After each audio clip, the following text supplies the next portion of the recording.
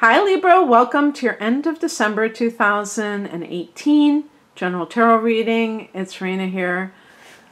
The heart of the matter is the King of Cups. So this could be a chronologically older male to you, compared to you, who is a water sign like Cancer is usually what I associate it with, Scorpio or Pisces.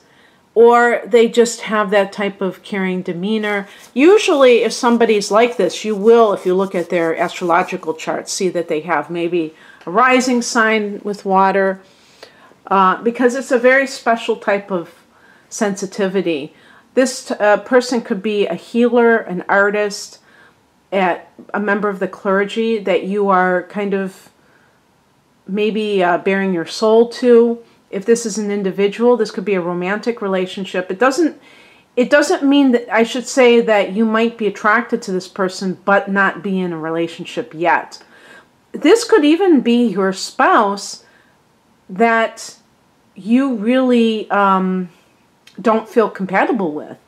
And the dilemma is, how can I leave a relationship with somebody who's treating me well? But that really isn't shouldn't be weighing heavily on your mind, because sometimes a person just isn't right. And even if they're treating you as you deserve to be treated, if you're not in love with them, then the relationship is going to be kind of, I would say, it's going to be limited. It's not going to be what you want it to be. And plus, you're depriving that person of finding their true love. Now, this could be a boss who's very compassionate and understands your needs. Isn't just about money first and always, but they care about the well-being of their employees. So that would be a nice thing to look into. Now, the reason I went with the scenario of not being in love with your partner is the challenge card is the Queen of Swords.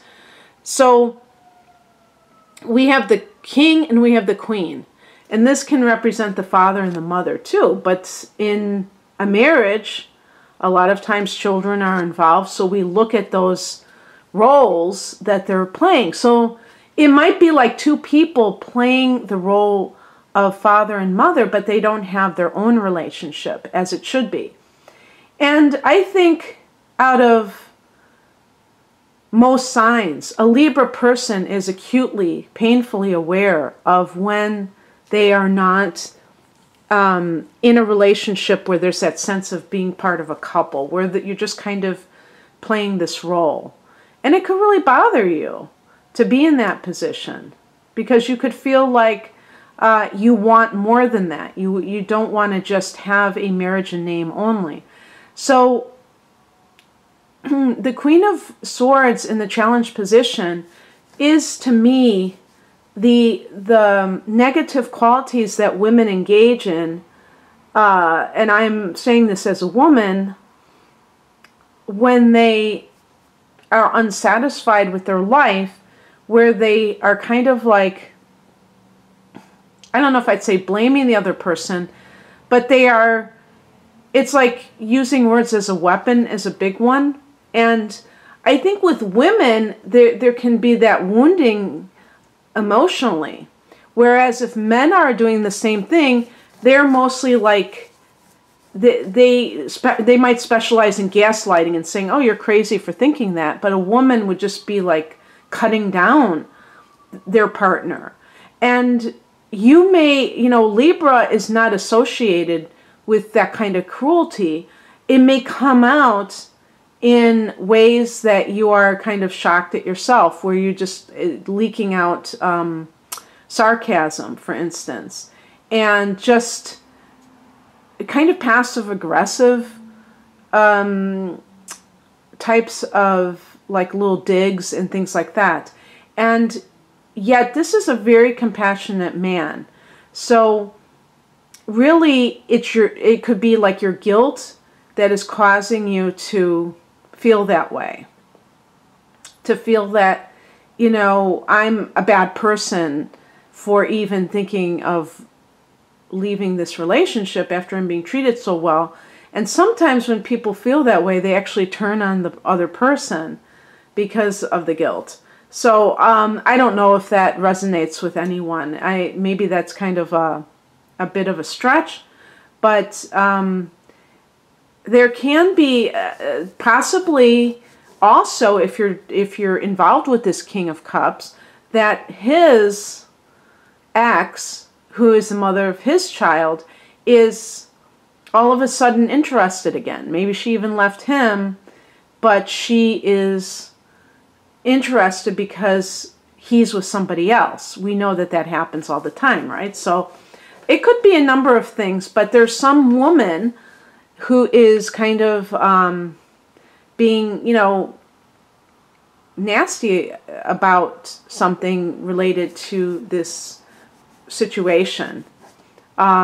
Unless it's also a power play at work too, with a female that is trying to undercut your boss, and you're stuck in the middle or something. I don't know. But anyway, we have in the past position the Four of Swords. So this is a card of maybe even having been out of action for a while. I'm talking about you. And so reflection. For some people, if you have been contemplating leaving your partner, you may have gone off on a vacation alone to kind of get your head straight to see what you wanted to do. This could be also a situation where you have,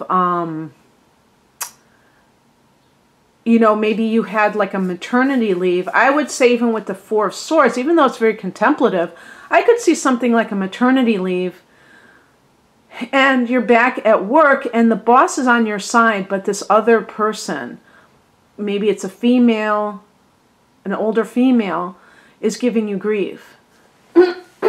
Excuse me. And so the boss may be caught between you and that person and wanting to, you know, I think the boss is taking your side, but you still might feel that there's some awkwardness in this situation. What is happening right now is represented by the Ten of Wands. And this is a card of, you know, working overtime, having a great burden, perhaps, placed on you. So, yes, I mean, with the Four of Swords, I feel like you had some kind of time off. And now that you're back, you have all this work that you have to accomplish. And it might feel very daunting. It's possible that this Queen of Swords is part of the problem, is doing something to create this. I don't know. But that could be very stressful at work. Another thing too, you know, talking about this from a personal relationship point of view, with the Ten of Wands, this may be a case where somebody, usually I would think it's you, but in this case I'm not so sure, where there's some kind of an imbalance where one person is trying very hard to make the relationship work, and the other person is kind of like maybe indifferent. I would think it would be this King of Cups is trying to make it work, and you're not having it because maybe you're in love with somebody else. I mean, that's always a possibility. Or you just realize you're not in love with this person. I don't know how Libra people react to the revelation that they're not in love with their partner. There might be some withdrawal, and I think the Four of Swords is indicative of that. But the thing is that because you're an air sign, I could see a Libra person, once they know that they're not in love, just totally, you know, moving on emotionally.